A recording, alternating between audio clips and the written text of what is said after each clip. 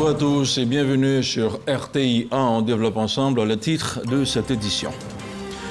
Le ministère de la Promotion de la Jeunesse, de l'Insertion professionnelle et du Service civique a conclu le week-end dernier sa tournée dans la région du Guémont. Un peu plus de 1000 jeunes ont bénéficié à cet effet des dispositifs mis en place par le ministère pour un montant total de 614 millions de francs CFA. Depuis 2020, la région du Guémont a enregistré 6426 bénéficiaires pour 2,2 milliards de francs CFA.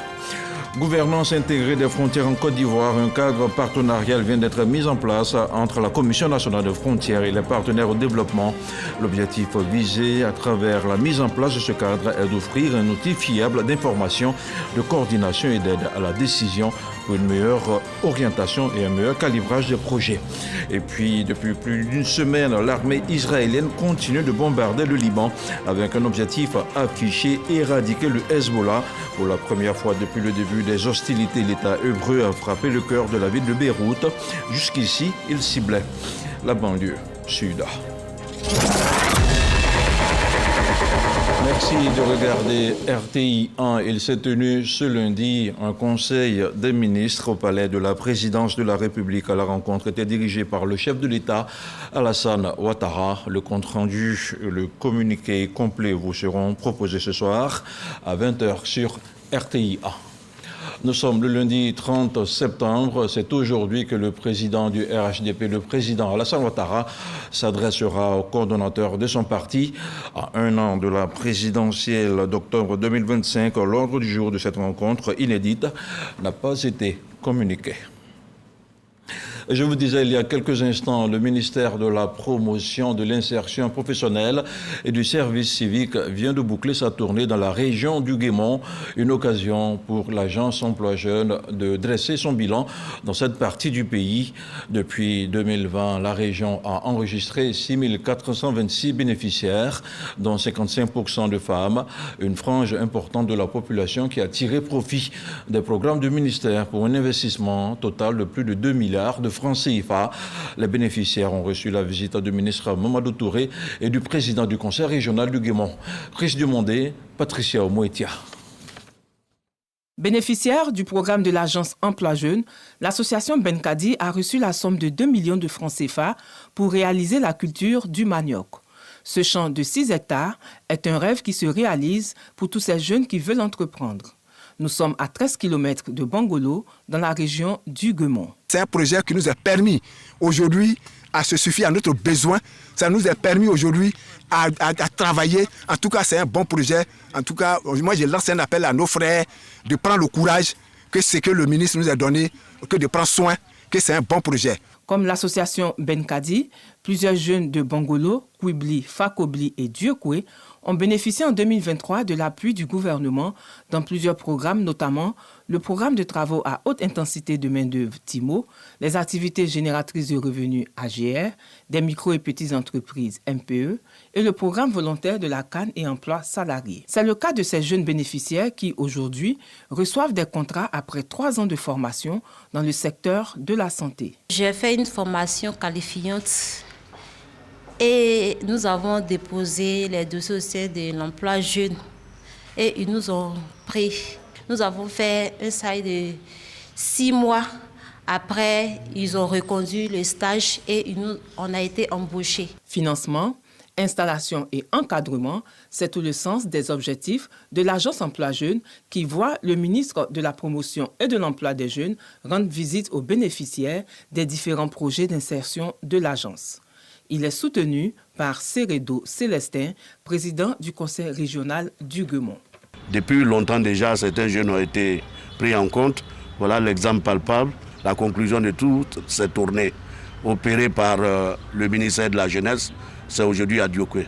Mais c'est tout ce qu'on demande et c'est la philosophie du docteur Alassane Ouattara, président de la République de Côte d'Ivoire. En 2023, plusieurs jeunes ont été intégrés dans le dispositif de l'agence Emploi Jeunes dans le Guémont. Pour Mamadou Touré, c'est un pari réussi. Lorsque là on constate 4 jeunes qui ont été pris en stage pendant quelques mois et qui au bout sont embauchés. Je pense que c'est notre vocation au niveau du gouvernement, faire en sorte de créer l'environnement nécessaire avec des mesures incitatives pour permettre aux entreprises d'embaucher les jeunes. Donc on a des dispositifs qui marchent. Bien évidemment, il y a toujours des points d'amélioration. D'ailleurs, ces visites nous permettent donc d'échanger avec les jeunes pour voir ce qui marche moins bien. J'ai souhaité que tous mes opérationnels soient sur le terrain pour s'imprégner des réalités. Et puis, donc, bien évidemment, s'il y a des choses à corriger, on va les corriger. Mais globalement, on peut dire que ça marche. Des entreprises partenaires ont reçu des parchemins en guise de reconnaissance pour leurs actions de citoyenneté aux côtés du gouvernement. Cette année, 2705 jeunes ont pu bénéficier d'une prise en charge de l'Agence Emploi Jeunes pour un coût global de 1,9 milliard de francs CFA. Au total, 6424 jeunes de la région du Guemon ont bénéficié de l'appui du gouvernement à hauteur de 2,2 milliards de francs CFA. On change de sujet avec deux enseignants-chercheurs ivoiriens et camerounais qui viennent de produire un ouvrage, le fruit de leur recherche portée sur l'immigration clandestine, l'insécurité routière, les discours haineux et la pollution sonore. Une œuvre de 234 pages à travers laquelle les docteurs Colette Yadeux et Désiré Nanga Koulibaly envisagent des pistes de solutions. Intitulé « Le marketing social », l'ouvrage vise à améliorer l'efficacité de la communication pour le développement. Mariam Sangaré, Godefroy, Okambawa. Migration clandestine, insécurité routière, discours haineux, pollution sonore.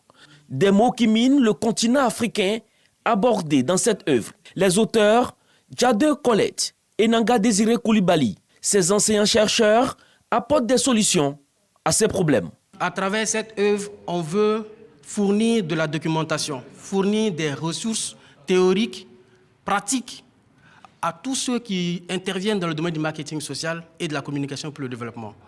Je rappelle que la communication pour le développement intéresse les changements de comportement, les changements de mentalité.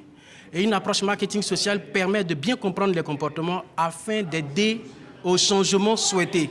Dans l'ouvrage, nous proposons une démarche qui pourrait effectivement accroître l'efficacité des campagnes de communication pour le développement.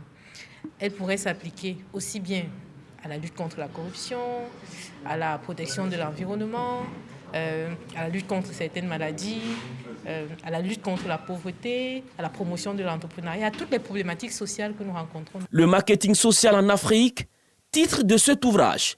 Il met en relief la communication comme moyen efficace face à certains fléaux. Les auteurs ont pris le soin de contextualiser.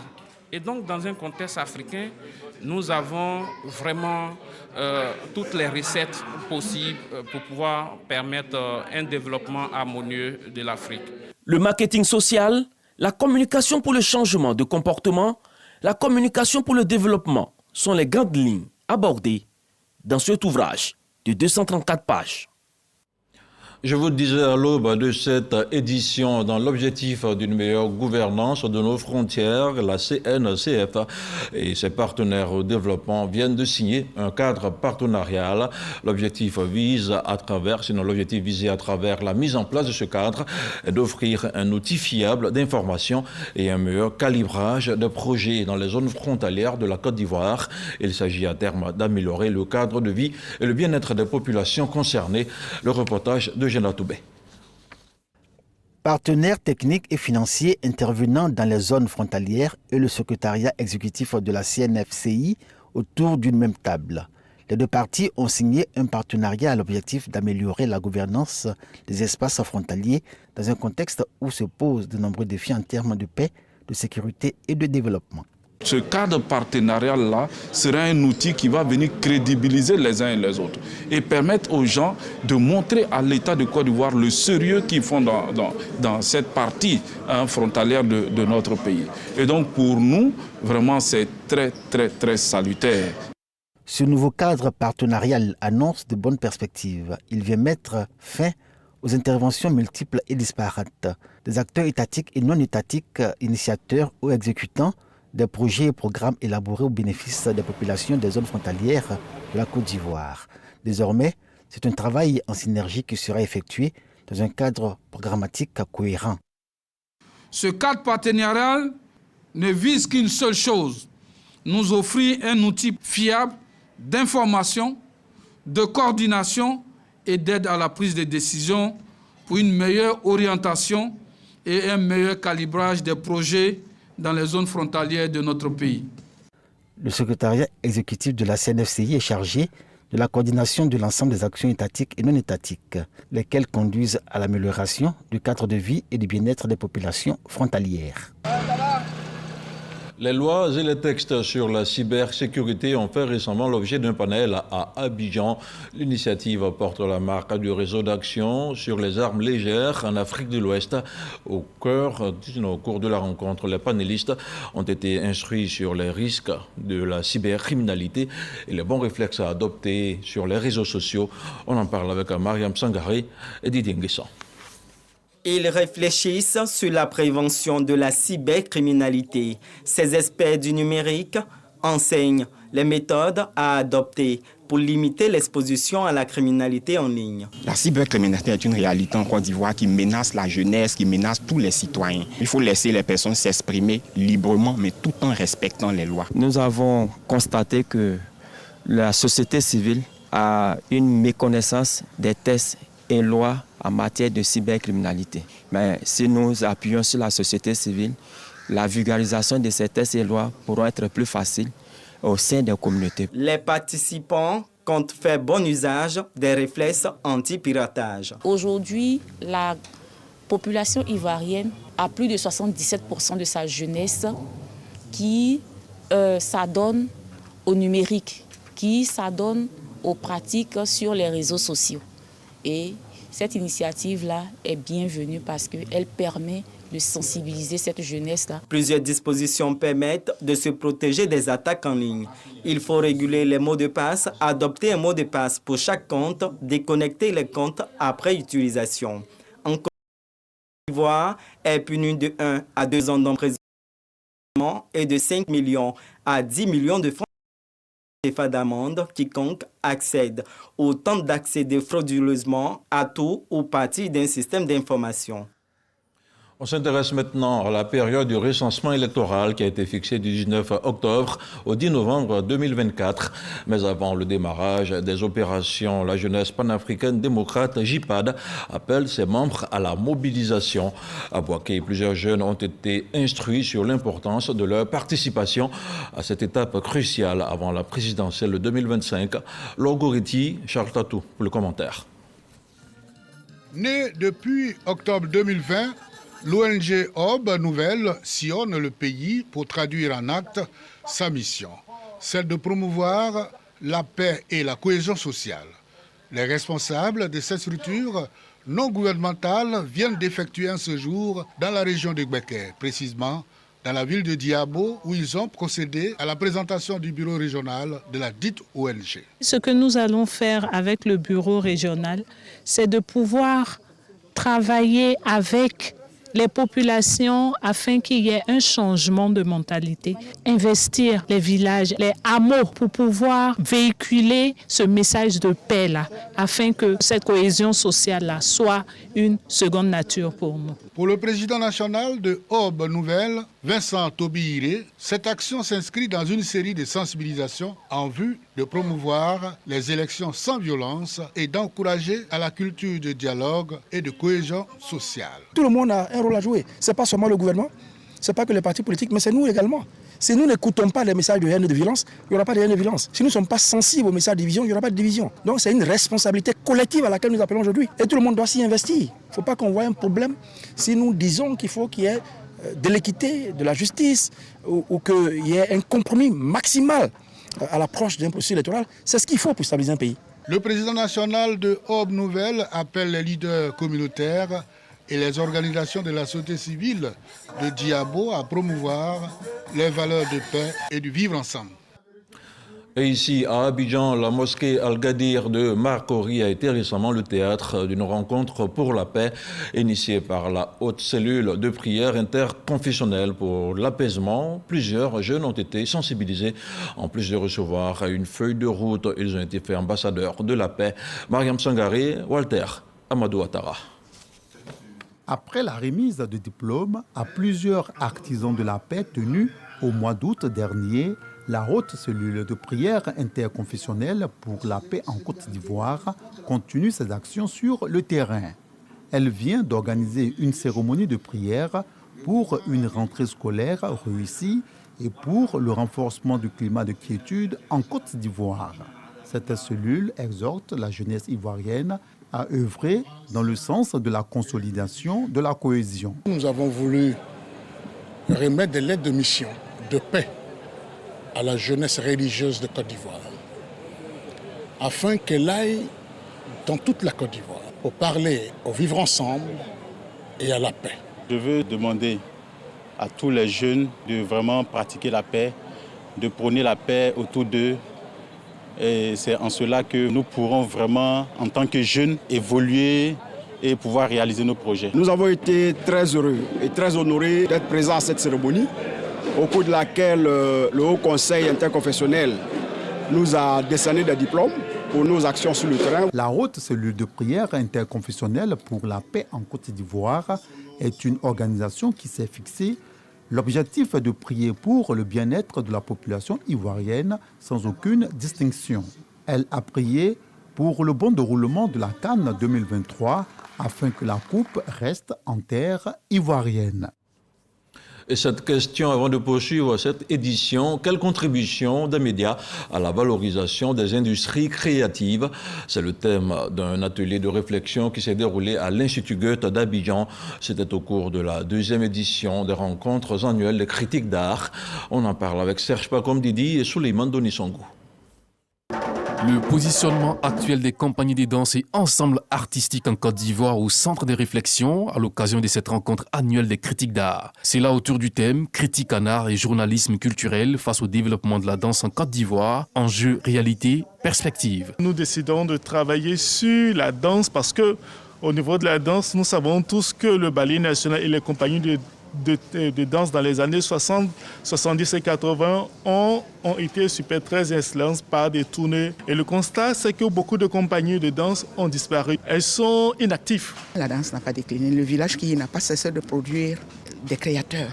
Mais si le choix du moment décide de ne pas privilégier l'excellence, on suit comme ça, mais chaque chose a son temps. C'est pour ça que des initiatives comme celle-ci sont à encourager. Cette activité vise à mettre en lumière les questions liées à la formation des journalistes culturels, à l'éducation artistique du public et à l'accès à l'information culturelle sur la danse et ses acteurs en Côte d'Ivoire. Cette initiative bénéficie du soutien du ministère de la Culture, de la Francophonie et du Conseil économique, environnemental et culturel. Il s'agit pour nous d'encourager un espace qui donne des outils aux journalistes afin que ces journalistes eux-mêmes sachent décoder un spectacle afin d'amener le public à mieux lire ces spectacles-là. Des tables rondes sur le rôle des médias entre les créateurs et le public, des formations sur la critique de danse et des sciences de danse, thérapie ont meublé cette activité. On reste dans le domaine de l'art avec des créateurs de mode qui ont décidé de se faire former. Ils viennent de participer à une session dispensée par des experts de la Caisse nationale de prévoyance sociale et du FDFB. Ils ont reçu les rudiments essentiels pour optimiser leurs activités et renforcer leur réseau professionnel. Serge Pacom Didi, c'est Forazeki. Formation, professionnalisation, financement sont les thématiques abordées au cours de ce séminaire de formation à l'endroit des acteurs de la mode réunis au sein de l'AMCI, Association des créateurs de mode de Côte d'Ivoire. Également au centre des échanges, l'apport de la technologie dans la bonne marche des activités de la mode, notamment l'intelligence artificielle, avec tous les avantages qu'elle peut offrir au secteur. Beaucoup ont appris sur l'État dans notre métier et il faut passer à une autre étape, donc la formation. En passant par cette formation, on s'est dit qu'on peut gagner plus. Pour vendre, pour faire un défilé aujourd'hui, on peut le faire par lunettes. Nous avons aujourd'hui l'intelligence artificielle. Avec l'intelligence artificielle, ils peuvent imaginer comment proposer des tissus, des motifs avec l'intelligence artificielle. Il suffit seulement de télécharger des applications, de poser des questions. L'intelligence artificielle va les aider. Cette activité bénéficie du soutien du ministère de la Culture et de la Francophonie qui, à cet effet, renseigne sur les différentes actions mises en place pour le soutien aux PME, notamment ceux des créateurs de mode. On a le fonds de soutien à la création culturelle et artistique, mais qui fonctionne comme une subvention. On a également le guichet unique de financement qui est sous forme de prêt. C'est le souhait de Madame la ministre de la Culture et de la Francophonie qui met un point d'honneur au développement et à l'appui technique, à l'appui financier de ces créateurs de mode. Avec cette formation, les créateurs de mode de Côte d'Ivoire réaffirment leur volonté et engagement à approfondir leurs connaissances en vue du développement et la gestion harmonieuse de leurs activités. Cela en se dotant et se familiarisant avec des outils précieux comme l'informatique et la technologie. On reste dans le domaine de la mode avec la commune de Marcory qui a abrité récemment la 11e édition de la soirée des créateurs de mode initiée par l'Association des créateurs de mode de Côte d'Ivoire. La rencontre visait à réfléchir à l'avenir et à la direction de l'industrie de la mode en Côte d'Ivoire. Innovation, créativité, célébration ont marqué cette activité rehaussée par la présence de la ministre de la Culture et de la Francophonie. Un reportage sèche comme Didi, commenté par Jean-Marc Djadji. 11e édition du traditionnel dîner gala de l'Association des créateurs de mode de Côte d'Ivoire, ACMC. Moment de partage, de réflexion sur l'avenir de la mode en Côte d'Ivoire. Un hommage rendu à Angibel, icône de la mode ivoirienne, ce à l'occasion des 80 ans d'âge de celle-là même qui a réussi à implanter le raffia dans la mode depuis les années 80. J'ai trouvé la voie qu'il faut pour sortir la culture de Côte d'Ivoire. Travailler avec nos produits locaux. Aux jeunes créateurs, je voudrais qu'ils fassent de la richesse sur ce que nous possédons comme richesse culturelle. Cette année, on a innové en faisant un colloque, un séminaire sur la formation, donc sur la professionnalisation des acteurs de la mode. On existe depuis 2003 et cette association compte tous les doyens de la mode de Côte d'Ivoire. Cette célébration de la créativité et de l'innovation dans la mode est à juste titre saluée par Françoise Remarque, ministre de la Culture et de la Francophonie et la représentation pays de l'UNESCO. Ces personnalités réitèrent leur engagement à promouvoir le secteur de la mode en Côte d'Ivoire. Derrière cette célébration, c'est bien sûr la mise en avant de la créativité, particulièrement dans le domaine de la mode. C'est aussi la mise en avant de l'excellence et de la transmission. La Côte d'Ivoire a toujours été un creuset au niveau de la culture et cette place s'est accélérée sous le leadership du président de la République ces dernières années. Un moment festif et de retrouvailles dans une ambiance bon enfant entre ces créateurs de mode de Côte d'Ivoire, loin de leurs ateliers respectifs et autres salles d'essayage. On parle maintenant d'éducation avec les meilleurs élèves du département de Tengrela qui ont été distingués à l'occasion d'une cérémonie du mérite et de l'excellence. Les initiateurs entendent par là inviter les élèves au travail pour relever le défi du développement dans la région. La cérémonie s'est déroulée en présence de la chefferie traditionnelle et des cadres de la Bagoué. Chris Dumondé, Didier Nguessan. Ils sont 50 élèves issus des établissements de Tengrela, région de la Bagoué. Ces meilleurs élèves viennent d'être distingués par les cadres de la région. C'est une initiative de la Mutuelle de développement socio-économique de Tengrela qui vise à promouvoir l'excellence et le mérite chez les jeunes. Notre premier objectif, c'est de renforcer nos liens de famille et la solidarité pour un développement durable de Tengrela.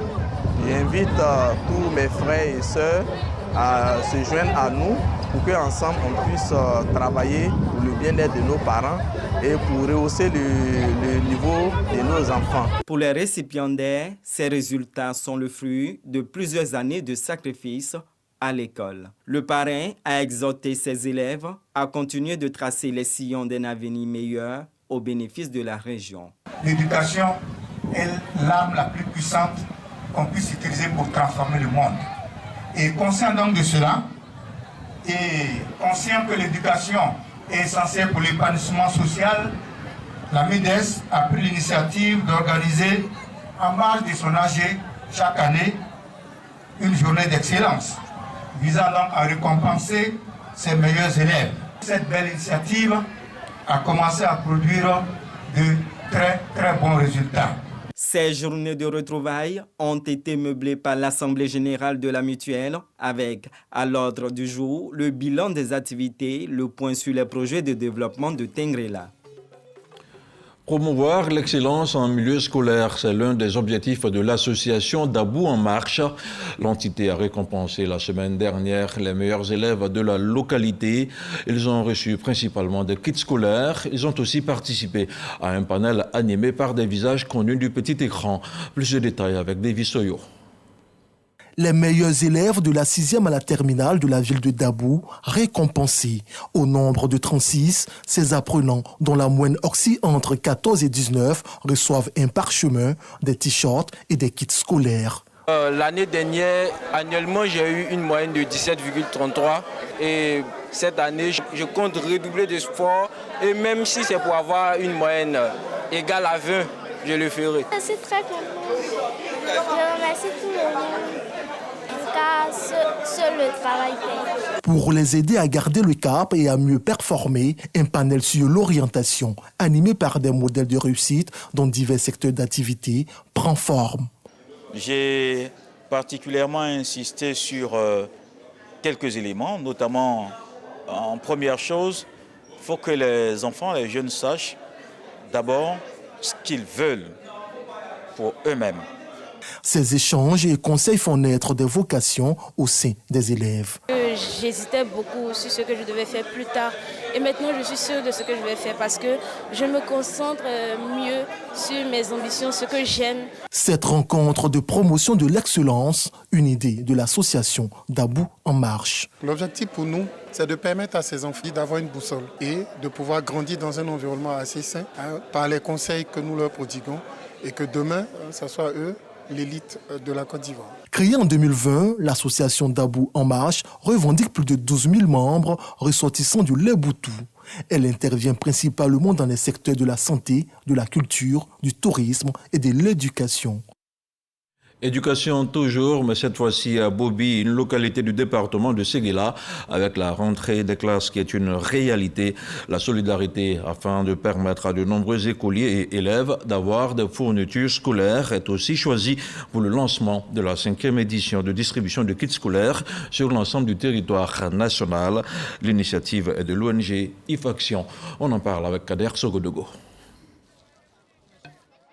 La communauté éducative de Bobi dans le Horodougou est à l'honneur. C'est elle que l'ONG IFAction a choisi pour le lancement de sa 5e édition de distribution de kits scolaires. Les écoliers du CPE au CM2 pour les kits et les jeunes filles du collège ont reçu des livres de mathématiques, de physique et de sciences de la vie. Les enseignants, quant à eux, ont eu droit à du matériel didactique. Ensemble géométrique, papier rame, boîte à de craie, etc. Des dons pour s'aimer la graine de l'espoir et cela procure de la joie. Vraiment, on dit aux enfants d'avoir le courage, de au moins encourager le donateur et les parents qui souffrent pour leur avenir. On leur souhaite bonne chance. Ils n'ont qu'à bien travailler pour qu'ils deviennent un jour l'avenir du pays. Les enfants sont la prunelle des yeux de Dieu. Donc une ONG qui pense aux enfants est déjà bénie. Je voudrais leur dire merci. Pour les donateurs, la solidarité et le partage restent des atouts majeurs pour le développement. Il faut y croire. Et en plus de ces kits scolaires, cette année, nous avons pensé au personnel d'encadrement, c'est-à-dire les enseignants et autres. Parce qu'il ne faut pas oublier que par moment, ils vivent aussi des difficultés quant au matériel didactique. Khalifa Konaté, Issouf Fadiga, Ali Badra Konaté et leurs amis de l'ONG IFAction vont continuer leur élan de solidarité vis-à-vis de l'école. Plusieurs autres localités du pays seront visitées. Objectif, distribuer plus de 3000 kits scolaires. Un mot de religion maintenant avec l'Église Pentecôte internationale qui invite la jeunesse à préserver la paix et la cohésion sociale. Elle l'a exprimé au cours d'une tribune, un appel à entreprendre et à œuvrer pour le maintien de la paix en Côte d'Ivoire. Éric Goré. Ils sont plus de 1000 ces jeunes de l'église de Pentecôte internationale qui participent à cette rencontre spirituelle dont le clou est de maintenir la paix sociale en Côte d'Ivoire. À quelques mois de la présidentielle, ces jeunes ont été enseignés sur plusieurs modules qui donnent des outils liés à l'entrepreneuriat. Mais pour entreprendre, il faut un environnement calme et une paix durable. Raison pour laquelle les organisateurs sensibilisent ces jeunes de l'église de Pentecôte internationale sur la nécessité de s'engager pour la paix et la cohésion sociale. Citons les jeunes à ne pas attendre forcément l'emploi au niveau de l'État, parce qu'aujourd'hui l'État ne veut pas employer tout le monde. On a fait une autre formation portant sur le budget, la gestion du budget personnel, pour leur apprendre comment il faut vivre avec le peu que nous avons, pour ne pas tendre la main ailleurs. L'une des missions de l'Église est de maintenir la paix et la cohésion sociale, et l'Église Pentecôte internationale l'a bien compris. Dieu est un Dieu de paix, et en tant qu'Église, nous devons jouer notre rôle de lumière du monde et de celle de la terre. À cet effet, pendant que nous ne sommes pas loin des élections en Côte d'Ivoire, il faut les enseigner à la paix, afin qu'ils apportent la paix, pour que nous puissions avoir une élection libre, transparente, juste et pacifique dans ce pays-là. C'est une habitude pour l'Église de Pentecôte internationale de trouver des opportunités pour éduquer sa jeunesse. À chaque occasion, cette communauté se donne les moyens et sensibilise à la paix, au dialogue. Religion toujours avec la communauté chrétienne de la Mission internationale d'évangélisation de Côte d'Ivoire qui a jeûné pour la paix à travers le jeûne d'Esther qui a duré 3 jours. Des prières ont été adressées à Dieu, des prières pour renforcer les liens entre la population. Les précisions de Kader Sogodogo. Le jeûne d'Esther, en souvenir des 3 jours de jeûne prescrits par la reine Esther aux Juifs de Suse. Il court de l'aube au crépuscule. Pour maintenir un climat de paix en Côte d'Ivoire, la mission évangélique internationale, MEESI, zone Yamoussoukro, a choisi Bono dans la Marawi pour jeûner et prier. Objectif, confier le pays et ses habitants à Dieu. Les chrétiens retiennent d'abord qu'on prie pour la Côte d'Ivoire. Alors, si on prie qu'il y ait la paix, on peut aller au culte, on peut vivre en paix. Si on prie qu'il y ait la paix, nous pouvons continuer de faire le programme. Quand on vit bien, quand on fait ce que Dieu nous demande, alors Dieu fait une alliance et il respecte l'alliance et c'est un bénéfice pour nous. Nous disons merci à Dieu. Je dis que cette prière de jeûne d'Esther, c'est quelque chose de spécial. Les âmes ont été sauvées. On reçu le baptême du Saint-Esprit. Nous avons eu la guérison. J'ai vu que les gens se sont donnés pour l'œuvre. Les gens étaient contents pour cela. Il y a eu des merveilles. On prépare à ces 3 jours de jeûne d'Esther à Bonon des fidèles de l'église MEESI, venus de toute la Côte d'Ivoire, du Burkina Faso, du Ghana et autres pays engagés. Thème, c'est pourquoi tu diras que je traite avec lui une alliance de paix tirée dans le livre de Nombres 25, verset 12. Dans l'actualité hors du continent africain, voici déjà plus d'une semaine que l'armée israélienne continue de bombarder le Liban avec un objectif affiché, éradiquer le Hezbollah. Pour la première fois depuis le début des hostilités, l'État hébreu a frappé le cœur de la ville de Beyrouth. Jusqu'ici, il ciblait la banlieue sud après la mort de Hassan Nasrallah et d'autres dirigeants du mouvement chiite dans des frappes. Le Liban, la Syrie et l'Iran ont décrété plusieurs jours de deuil national entamé ce lundi 30 septembre. C'est la fin de ce journal qui vous a été présenté dans le langage des signes par Hachimark. Il est terminé, merci de l'avoir suivi. L'info revient ce soir à 20h. Restez surtout sur RTI1.